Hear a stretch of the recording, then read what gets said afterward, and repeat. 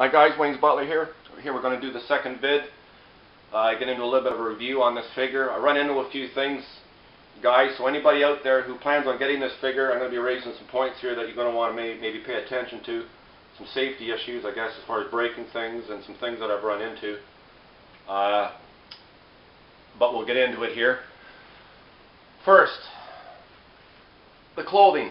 I said yesterday the clothing's very good. It's still that way. I mean, I still love the figure. Haven't changed my opinion about the figure one single bit. It blows me away.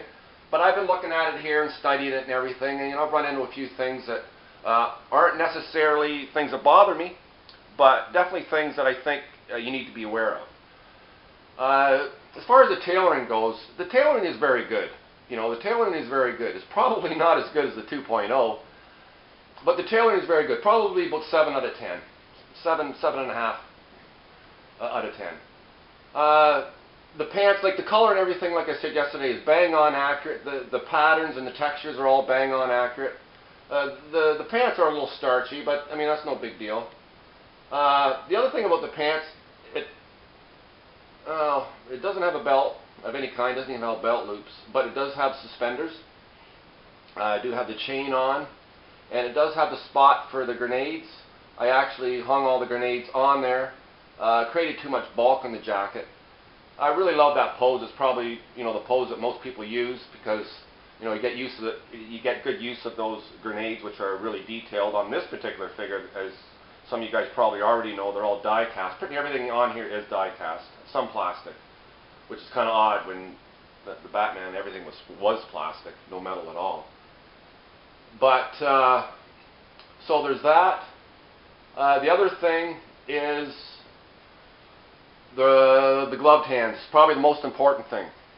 As far as these hands go, or any of these hands, if you're changing the hand, guys, become familiar with a hairdryer or really, really hot water. Do not, under any circumstance, try and pull these hands off without heating them up.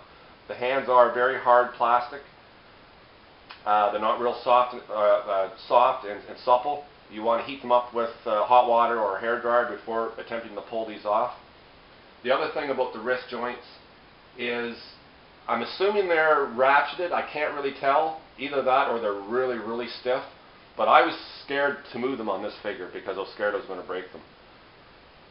So that's a little bit of a problem. The other thing about the articulation in the wrist is the way these gloved hands are, the way they're scooped out here.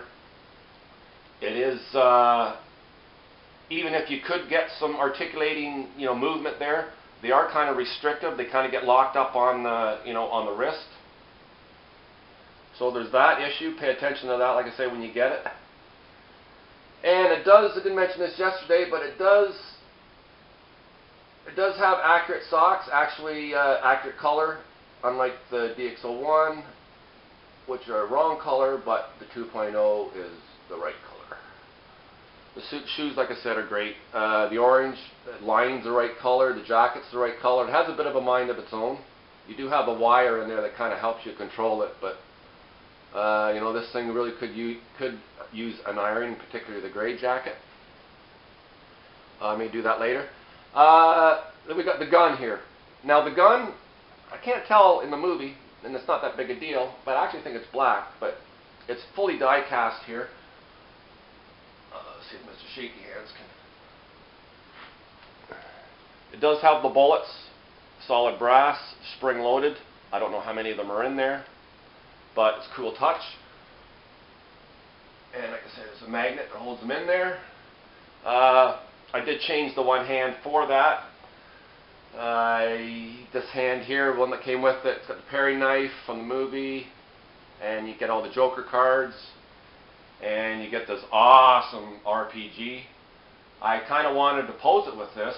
I tried, but it really is distracting. I really want this to kind of be a tribute to Heath Ledger, more so than just a display by itself. So I really couldn't get it to look good holding this, but I really wanted to. It's all die cast. This piece here is plastic. Actually, the rocket's actually plastic. The funnel at the back is plastic. Everything else in the center is die cast, all painted appropriately, weathered. You know, the sight on the side here. It took me a little while to figure out how it goes, but if you don't know how it goes, it actually snaps on the side. You'll see little pins in here. That looks pretty good. Yeah, that piece comes off sometimes. But anyways, so there's that RPG. The quality on this stuff's pretty good. You know, the overall package, how I feel right now, 9 out of 10. Not perfection, but I wasn't looking for perfection. I wasn't even hoping for perfection with this particular figure. I kind of learned my lesson already. But, and then you have the gun here, same sort of thing. It's got the solid brass bullets. This doesn't seem to be spring-loaded, but there does seem to be some more bullets in there. Again, magnetic. And let me just come in and do the close-ups now.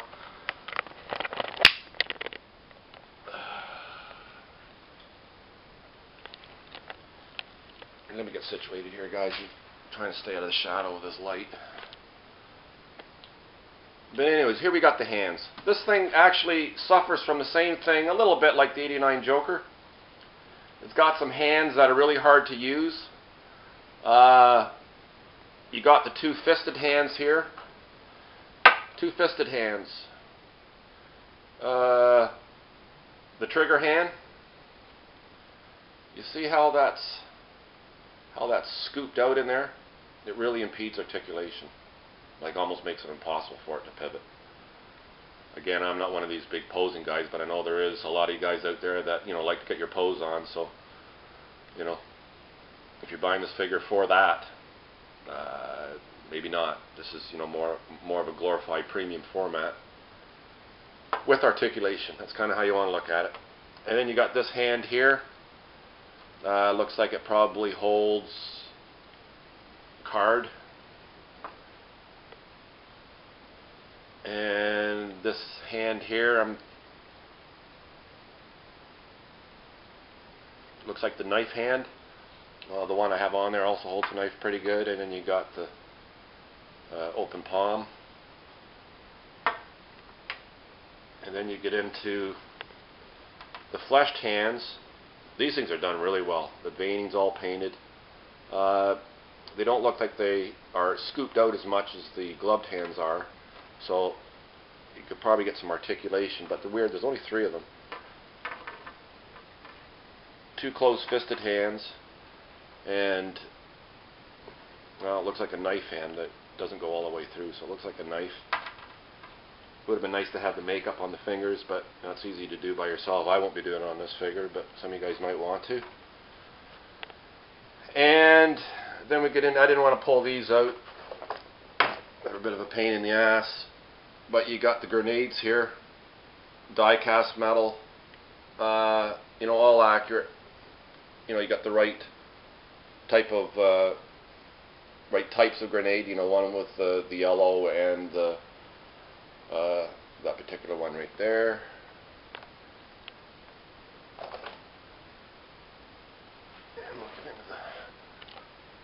I know you guys want me to get real close, but I'm really limited with this camera.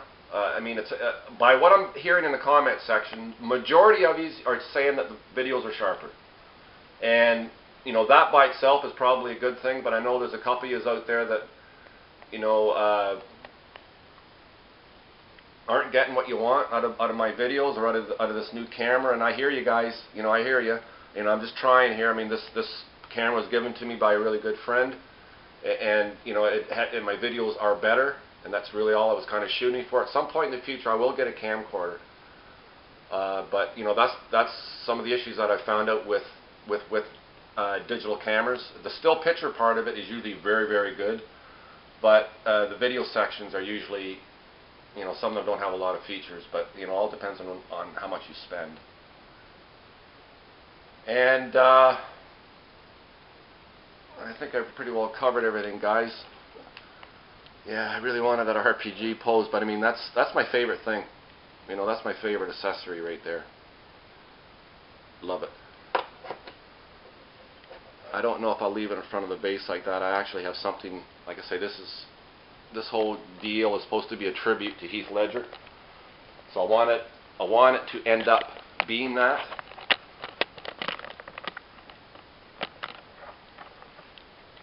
I'm going to try zoom in here, guys. I want to see if zooming in... Well, actually, it won't let you zoom in on record. It's odd.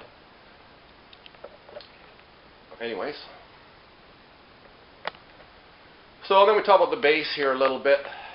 Let's see if I get the camera a little bit closer. The base, you guys seen the progress pics. You know how it's been put together.